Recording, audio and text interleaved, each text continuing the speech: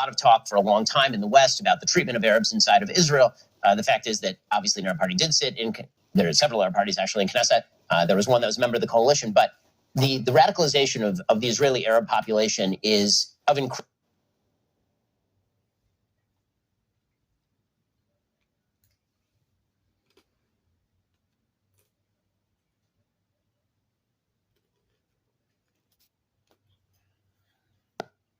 concern. During the last Gaza conflict, one of the biggest problems was this massive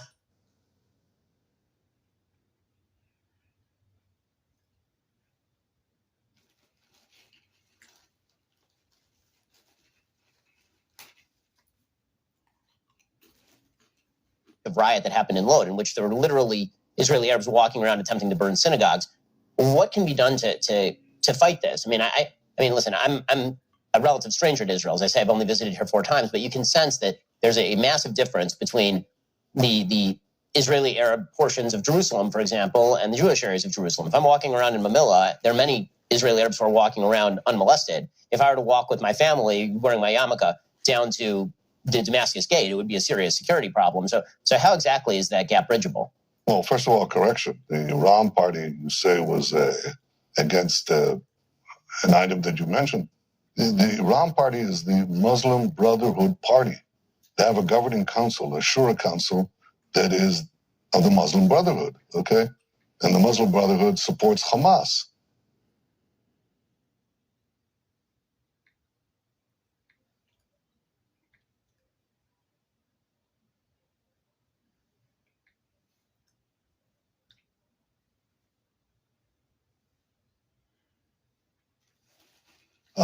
And many other radical, and there are no countries in the Middle East, with the exception of Turkey and Qatar.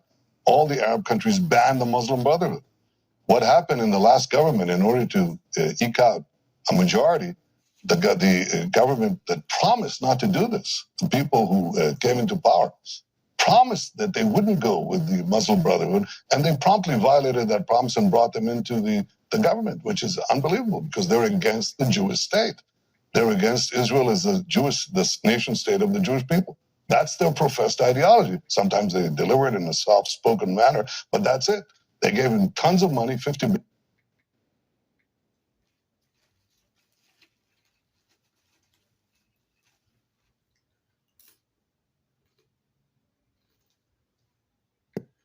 million shekels, an enormous amount of money, some of it going through NGOs that are associated with Hamas.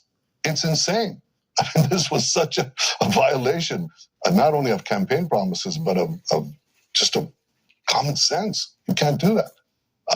And that obviously raised expectations of the more radical wing in the Israeli Arab population, and that expressed itself in these in many manifestations that you're talking about. But there's no question there is a race in the Middle East as a whole, and a race inside Israel between what I call are the modernists and the medievalists.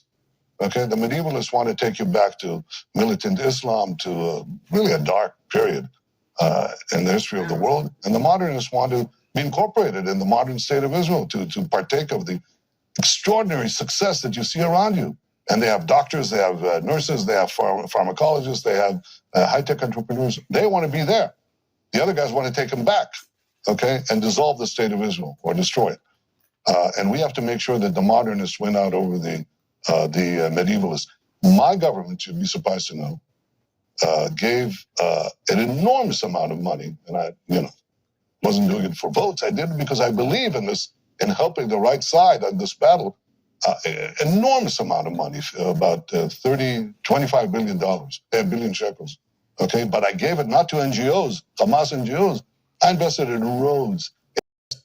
In America, but sort of generally speaking, whether it's Jeremy Corbyn and the formerly the head of the Labour Party in the UK, or in multiple parties across Europe, it seems as though a lot of the ire against Israel is not directed against Israel per se, it's directed against nationalism more broadly. The idea that there should be a nation part of a nation state, which I think underlies a lot of the rage about the fact that Israel passed a nation state law recognizing that Israel's a Jewish state, which is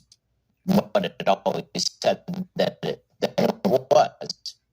So, with equal rights to everyone, non-Jews. The only thing that, you know what the nation state, the Jewish state means? That any Jew can come to Israel automatically. That's all. That's really the main thing that it means. Why? Because for thousands of years, or almost 2,000 years, a little less, we were absolutely stateless and countryless, and we paid the biggest price that any people paid in the history of mankind. When humanity, as we say today, okay? All right? So, you know, so if you're a Jew and you don't have a place to go, you can come to Israel. That's what the nation state means. Inside, everyone's the same. Everyone is the same. There are no differences. Equal under the law. So when you talk about the Jewish state, And that's the only place, by the way, where Arabs enjoy equality under the law, because the rest are not democracies. Only people condemned Israel as an apartheid. What are you talking about? If you're a Christian,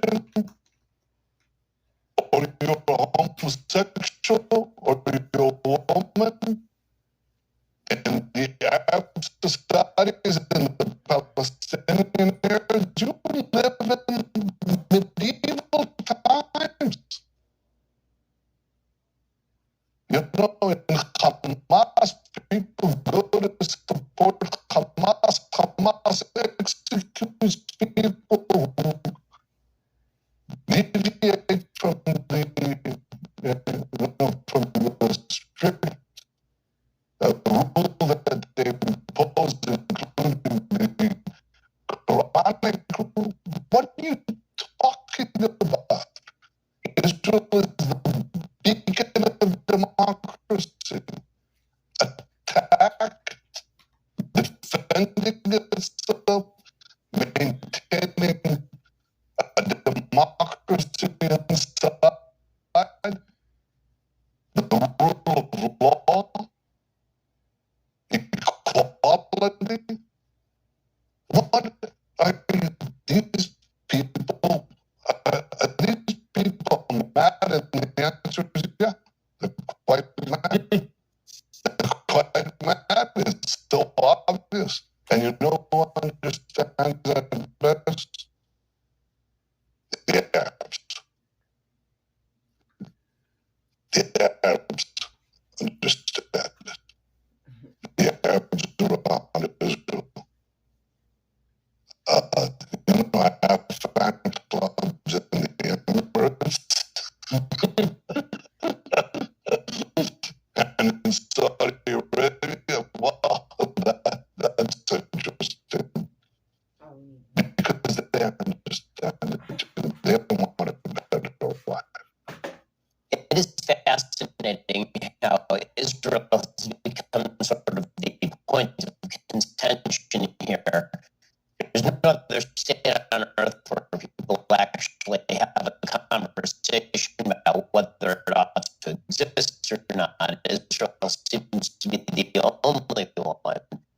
And in terms of sort of what people will accuse Israel of ethnic solidarity, despite the fact that, again, Jews are quite diverse. You have Ethiopian Jews, you have Moroccan Jews, like my wife. Yeah, some apart that I brought tens of thousands of, I personally brought tens of thousands of black Jews from Ethiopia to Israel. I mean, the whole thing is ridiculous. But if you ask me, what is the genesis of the progressive left's antipathy to Israel? It's their antipathy to certain Western values that we hold dear. You talk about nationalism, which by itself is not negative and quite positive. It helps build, communities. It's like, our families bad? Are families bad? You think families are bad? Well,